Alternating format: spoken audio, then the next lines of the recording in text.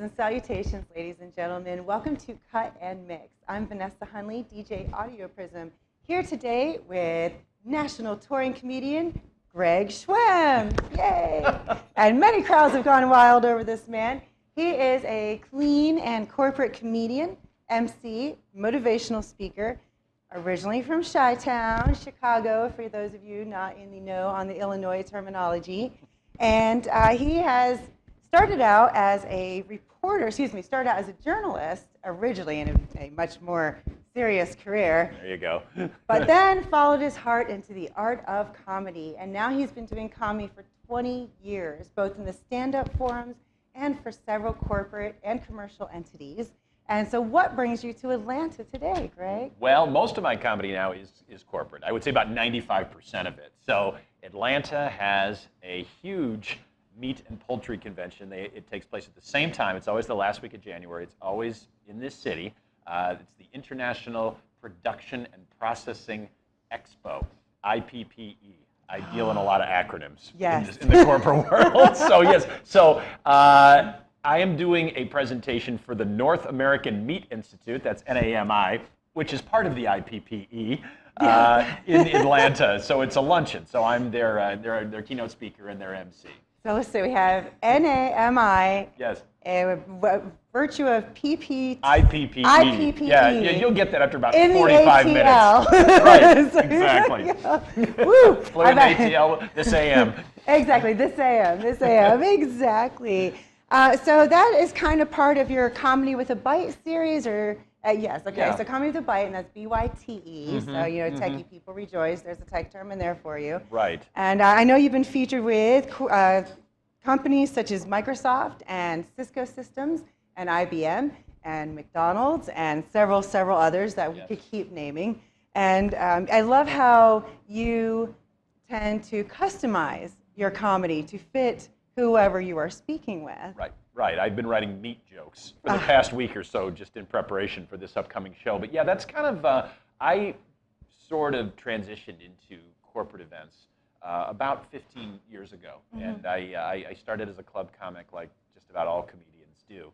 And like you said, I am clean. And then corporations kind of got wind of that. And then I was doing a lot of material about technology in nightclubs, in my comedy club acts, and I had people come up to me after shows and say, hey, we're having a meeting, and if you could just come down and tell those computer jokes at our corporate event, that would be really great. And it really opened up a whole new world of performing to me. I never knew that this whole world existed of corporate meetings and off-site meetings and expositions and conferences and so forth. And I saw that there was a real need for it, and that's what I do now. And yes, part of what I do is learning about the company, learning about the association, and trying to make them laugh about what they do.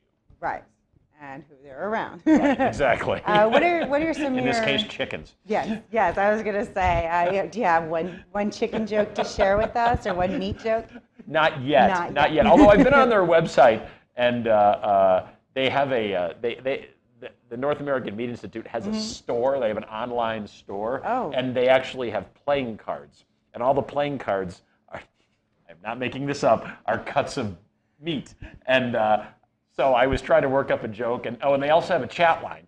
So I thought I might have to use the chat line because I might be in the middle of a poker game, and we want to know, do 3 loins beat a pair of chucks or something like that? So, what's the ace card for that? Yeah, I know. So I don't even know if they know they sell those cards, but they're going to find out tomorrow. They're going to find out. And everybody's going to go get one from this store, I'm so sure. Now, I see that you get to appear alongside a lot of famous people, too. And I've seen Jay Leno on the list, and Celine Dion, Kenny Loggins, who is one of my favorite 80s kind of, pop rock artist. He's just a lot of fun, high energy. If you're like, who's Kenny Loggins? It's the guy that sings The Danger Zone. That's right. So Top Gun, Danger Zone, Kenny Loggins got it. And so when I assume these are probably mostly at your corporate events? Some, yeah. I've opened for some at corporate events. A lot of big corporations will hire a musical act and have them be the entertainment for their big closing night party or so forth like that. There are some early in my career that I've opened for in concert halls, and like 4,000 seaters, and always enjoyable. Those are interesting gigs because when the lights go down, the audience thinks they're going to see who's on the ticket, the name on the ticket, not, I come out, yeah, okay. we could have gotten a better parking spot, but no, we looked at our watch and we heard it was going to start at 8 o'clock, and who is this guy? Yes. So there's that few minutes of having to sort of get them on your side. Welcome to disappointment. Yes, exactly. Trust me, he's here. He's backstage. I've seen him. He's coming out. So one of the lines that I've always used, or that I've often used, is for example, for like Kenny Loggins, I've said like 4 minutes into my show, he's backstage. He's a little nervous. When he comes out, you have to really, really show him some love because he's backstage. He's very nervous. He's never closed one of my shows before. So, and that usually kind of warms up the audience. Like, oh, I like this guy. He knows his space. Yes. So what do you feel has been a memorable experience that you've had with a celebrity? Oh, like so opening for the concert. Yeah. Type of thing. Yeah. Well, it's interesting because musical acts, they get ready in different ways. Like, I opened for Celine Dion years ago when she was just starting to hit it, and she was in kind of a 1,000 seat club. But I knew about her. She'd had things on the charts and songs on the charts and so forth, and I thought, oh, it'll be really nice to say I'm a big fan and so forth. And there's like 3 doors, and then she's in there, and all say "do not enter" and vocal warm up and really serious vocal warm up, and so I never ever saw her. And yet there are others who are really big fans of comedy. Like I opened for the group Alabama a couple years ago, and I looked during my set. The one of their guitar players was watching the whole thing from the side of the stage and having the best time. And then when I got off stage, he was waiting. He just couldn't wait to tell me the most disgusting joke. I can't even. It was so bad. It's not even web worthy, But he just couldn't wait, and you could tell he was just a big fan of comedy, and I enjoyed that. I mean, this is a guy that could have easily been just back eating the buffet and just like, don't talk to me, I got a show in an hour, and that's kind of what I expect from a lot of them. And it was just really nice to see that because I think some of these they're people too. Yes. And when you can have that face-to-face encounter with them, and you realize these are really cool guys. Yeah. I like that. It's very refreshing. And there's a lot of crossover in the entertainment industry as well. So it's one of those things where, we're really not that different. No. And it's so funny when ego and hubris gets in the way of being like, they're just this or they're just that. And it's like, nobody's just anything. Right. And you're only one bad show away from being, exactly. yesterday's news. So, don't get too proud. And amongst all of your performing and you're growing your business and your brand and your persona, you've also managed to write 2 books. I have found out that. I love the titles. The first one is Text Me If You're Breathing. What was the focus of that? Text Me If You're Breathing was, I have 2 daughters, and obviously you're going to at some point have to bite the technology bullet with them. They're going to get their first phone or their first this or their first laptop or their first desktop and so forth. And when my girls were, I think they were 11 and 6, when I decided to write this book, because the 11-year-old wanted the phone, and yet the 6-year-old was seeing her on the phone, and I want to use it too, type of thing. Yeah. And I realized I was going to have to learn about a lot of things that they were being introduced to. Yeah. Whether it was the beginning of social media or whether it was using technology in schools to do school projects and so forth. So Text Me If You're Breathing was basically just humorous accounts of my experiences coming face to face with technology, mostly as it related to my kids. Yeah, because we're our generations, we were like free range kids. Exactly. We're not tethered to things right, at all. Right, exactly. So all of a sudden. Like, and a what? Yeah. I really realized it when we would call the school. One time my wife called the school, and my daughter was going to some middle school dance, and she said to whoever answered the phone at the school, the receptionist, the principal, what time's the dance over? What time should we come pick her up? And the woman said, well, she'll just text you. And it was just an assumption that everybody had a phone at 11 years old, and some of us our kids, we waited a little bit. Yes, So I did. thought, wow, that was Mom. that's kind of a ballsy response. You know? And very I mean, presumptuous. okay, from your phone, right? Yes. So right. Yeah. So anyway, so that was that book. So your second book is The Road to Success Goes Through the Salad Bar. And I love that name. And it sounds like a very short path to success, but I feel like there's a lot more to it. There is, believe it or not, yeah. So this book is basically a humorous look at a lot of my experiences on the road as a corporate comedian, looking at business and how they handle off-site meetings. And a lot of the material is things I'd like to put into my stand-up act, but maybe they're a little too long and need a little more fleshing out and so forth. But the way that title came to fruition is I was talking to a good client of mine, worked for an insurance and financial planning organization, and he hired a lot of people. And he said to me one day, just kind of an off-the-cuff comment, he said, I think that I can tell a good candidate by the way he or she approaches a salad bar. And I was like, do tell more. Yes. And he then went on this real long bender about looking at people as they approach a salad bar, a very long salad bar, and the decisions that they make and how quick they are, and are they wasteful? Are they, are they taking things they shouldn't be?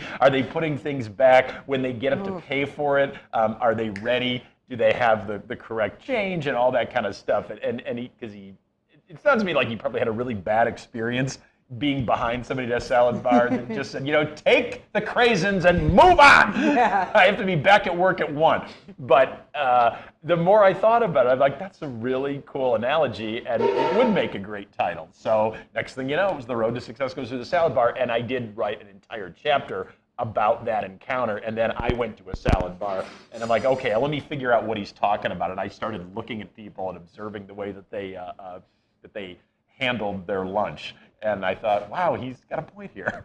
It is really, you don't always think about all those small things. Yeah. But watching people and their just general habits and actions can tell you a lot about them. Well, and on that note, I'm also now trying to, I was at a deli recently, and I thought to myself, if you ever want to take a break from technology, if it just gets to be too much, that you should go just to your neighborhood or your grocery store deli, because I decided that's an institution that technology just passed right by. I mean, it still operates the exact same way that your grandmother, when she went in to buy olive loaf in the 50s. Everybody still takes the paper number from the spool and waits there. Yes. They wait there in their line. Nobody's on their phone ordering ahead of time. Nobody's waiting for a text alert. Right. No one downloaded the salami app, so they don't have to stand in the line. I mean, it's archaic, and in a way, it's very refreshing. I think. There are a lot of ways that slowing things down can help you speed up. And so taking time to appreciate other people, it introduces a whole new idea. Right. But people, are very adamant. I'm 54. All right, but that's.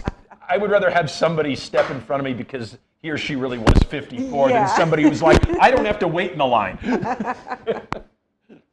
Well, we were talking about crossover earlier. I was talking about crossover earlier in comedy. So you also have a song on Spotify. I do? I think. What's my name? What's my song on Spotify? Maybe not. I'm a comedian. You sell insurance. Oh, that's not a song. That's just a bit. I have a lot of bits. It's just a bit. Okay. Yeah. I thought it was on because it was on Spotify, and I'm a DJ. Oh, It's a song. But never mind. So you can actually find bits on Spotify. So I wanted to talk about all the ways you can find Greg, and a little bit. Before we do that, I want to talk about your most recent endeavor that you started about 2 years ago. And it's a little YouTube section called A Comedian Crashes Your Pad. Right. So as Greg travels around in his various shows and expositions, per se, he will stay not at hotels, but in mostly Airbnbs? It's mostly just home sharing. There's several different entities that do home sharing. And I've also stayed with people who are on neither of those that I've just happened to find on the web and so forth. But the way this came about was I became fascinated with the home sharing market. I just thought the idea of people who would open their homes to strangers with no questions asked, no vetting at all. I thought that's got to be kind of an interesting person. And people think comedians, they think that our job is telling jokes, but really our job is people. That's how we get the material we do, is we have to be out and observing people. And I thought it's got to be a very interesting, very unique type of person that would just let a stranger into his or her home. So I thought, as long as I'm on the road, and don't get me wrong, I appreciate a really nice hotel. I do. So everybody wants to hire me. You still have to put me up. But when the opportunity presented itself, I decided I would take an extra day and get on some of these home sharing sites and find someone who I just thought sounded interesting. And by interesting, I don't necessarily mean that they had the most lavish place, the most expensive place. I watched a few of these episodes. Yeah, some just quite the contrary. I'm more interested in what you put on your profile. There was like a little something that sort of perked my interest a little bit, and or else you had a very unique type of a property. Right. I have stayed in a treehouse in Arizona. I stayed on a yacht in Fort Lauderdale. I stayed in an Airstream. I've stayed at an open air tent in Colorado. I don't care where I stay, as long as you have a good story, you who own that property, and you're an interesting person. Like the open air tent was owned by a husband and wife, and they were goat farmers. They were dairy,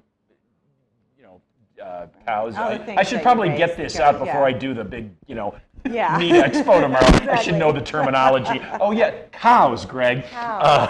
And goats. There's goat farmers. And they were great. I mean, they lived about 45 minutes outside of Denver in this beautiful ranch and so forth. And it has been really, really fun. I'm having a great time doing it. Right now, it's on YouTube. Obviously, I'm looking for corporate sponsors and advertisers, and I have big plans for it, because there really is nothing like that out there. In fact, if you were to just Google, one of the home sharing sites and so forth, mostly what comes up on YouTube is people bitching about their horrible, YouTube or your horrible home sharing experience. I'm just going to put the camera on myself and don't stay in this place because they only had one towel. And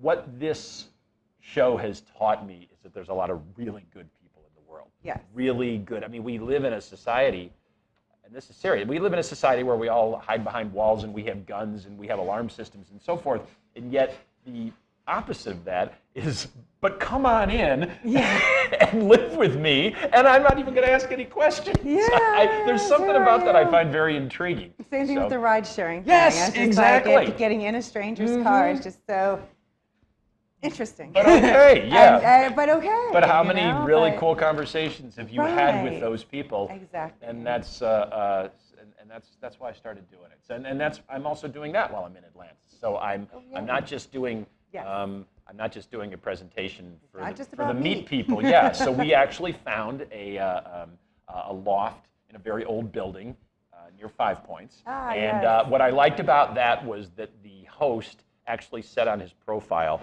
that he had a near-death experience. I thought that's a pretty interesting thing to put on your profile. Yeah. So I want to find out about that, and I've already talked to him, and I'm going to be heading over there, and that's where I'm going to be spending the night tonight, and then we'll see what happens. And then you'll take advantage of the Meat Hotel tomorrow. Right, exactly. Exactly. So not only does he visit and stay in the homes, but they turn into their own little episodes on YouTube, and it actually has his own dedicated YouTube channel for this called A Comedian Crashes Your Pad. So you can just type that straight in, and you can see all of the episodes. Now, how difficult is it once you get to the point where you're talking about actually filming and putting it on your channel? Have you ever run into people that were like, no, I don't want to be filmed? Yeah, I'm very upfront in my profile on these home sharing sites. This is what I want to do, and this is what I need you to do. I need you to consent to an on-camera tour of your property. Right. And then I need you to consent to a sit-down interview. And usually the sit-down interview, I ask them a little background about how they got into home sharing. When we're walking through the property, it's just kind of an improvisational. They're showing me what they like, and I'm riffing on them and so forth, and we usually do it in one take. And most people, it is amazing how many people are completely okay with, you're going to film me? All right. I've had very few that have said no. I've had one, and only one that really disappointed me. I was in New York for a show, and in Brooklyn, I found a guess he was a pretty well-known drag queen. And I'm like, this is perfect. And it's not that it wasn't like I wanted to shoot an episode about I'm staying with a drag queen. It was more the opposite. Like a drag queen who's very open about that part of their life is willing to have people come in. And I thought that was really, that would have been a perfect episode. And I reached out to him and he said, I love your idea. He said, right now I kind of have to keep my professional life and my personal life a little more private, and being on camera just really didn't suit him. The host, I say at the very minimum, you have to consent to the sit-down interview and the on-camera tour. But if you want to do anything else, I'm up for anything. So I've gone drinking with people, and I've gone antique buying and sailed around the intercoastal waterway in Lauderdale with the yacht couple, and It didn't work out. Without naming names or places. Yeah, I had one that was close. It was just not. I think what my host envisioned the segment was going to be about and what I wanted to make the segment about were two different things. And I felt like the communication was pretty good, but I ended up spending the night. I did call a friend of mine and go, I might have to bail, and do you have a couch? But no, I mean, obviously there are some that haven't been as, once I got there, maybe not as vibrant. The host didn't have the personality that maybe I thought he or she did. But no, nothing hasn't worked out. And I believe you can make a story out of anything. Yeah. I mean, that comes from, I think, my journalism background, is you have to, when you're a TV reporter, and that's what I was before I got into comedy full-time down in Florida, when you show up, it might not be what they thought it was going to be, but you're there, and you better make something. You better make it interesting. You don't have to make it up, but make it interesting. Yes. So, all right, so let's take a few seconds to actually look at some clips from A Comedian Crashes Your Pad. We're going to just touch on a few of the different cities and check it out. Hi, I'm Greg Schwem. I'm a stand-up comedian. I perform all over the world for the world's biggest companies. But instead of staying in fancy hotels, I stay with people I don't know. Good evening. Hi, you are Joe. You are Robert. Welcome. You must be Jackie. I just met the turkeys. Ladies and gentlemen, put your hands together for A Comedian Crashes Your Pad. I'm what they call a corporate comedian, and business is hilarious. I did a show for 1,000 human resource administrators. You think your job's tough? Try doing stand-up comedy for a group who is paid to suck the fun out of everything. But my material revolves around people.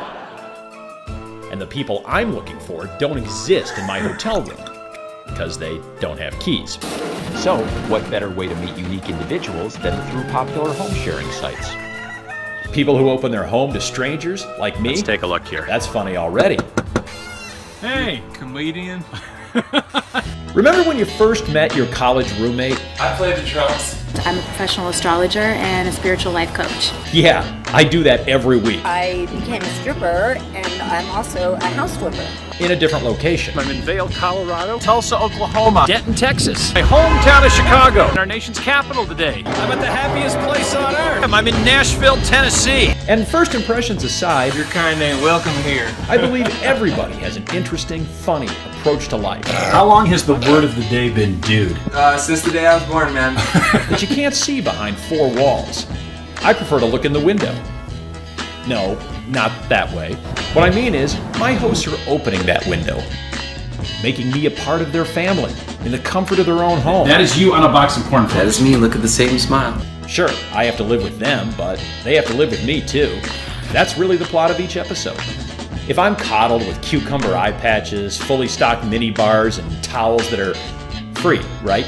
Well, how am I going to know how it feels to bunk in a semi-legally parked 85 Volkswagen minibus? love what he's done with the place. Or a female Airstream trailer. This is Maggie May, 1972 Airstream. Does a concierge offer you that? No. We tend to want people to live in our own world. How are you? But it's more fun to voluntarily step into theirs. That's the beauty of A Comedian Crashes Your Pad.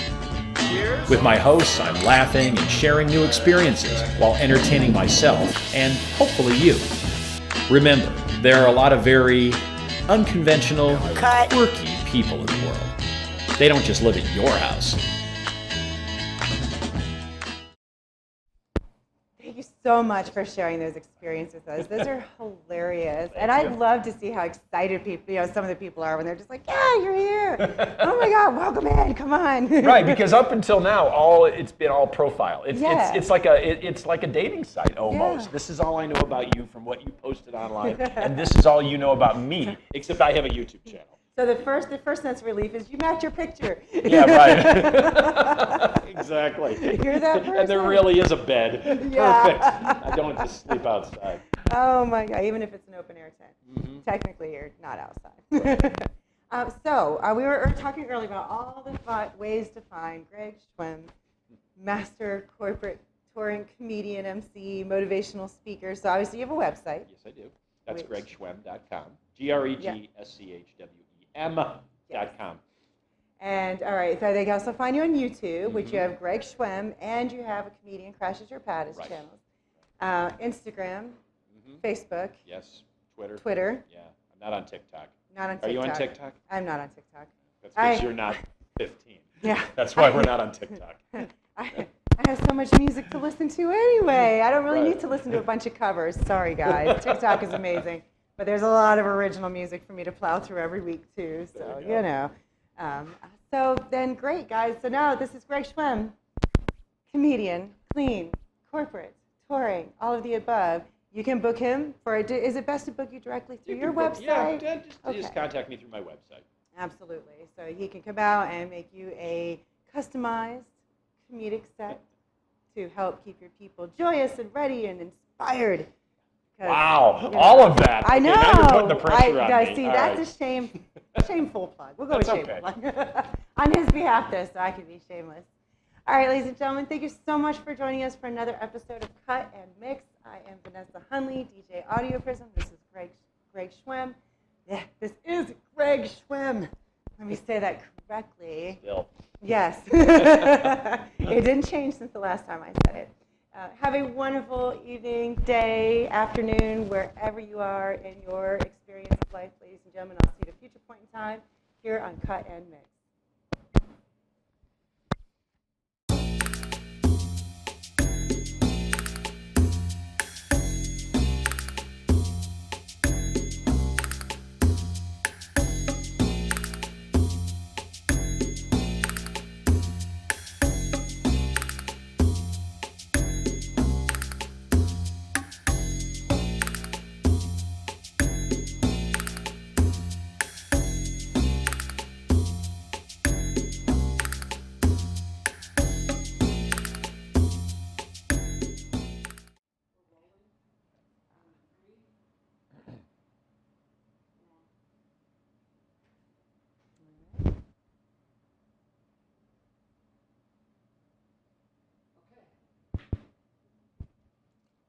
You can push start. See? Outtake one already. All right. Check. Okay.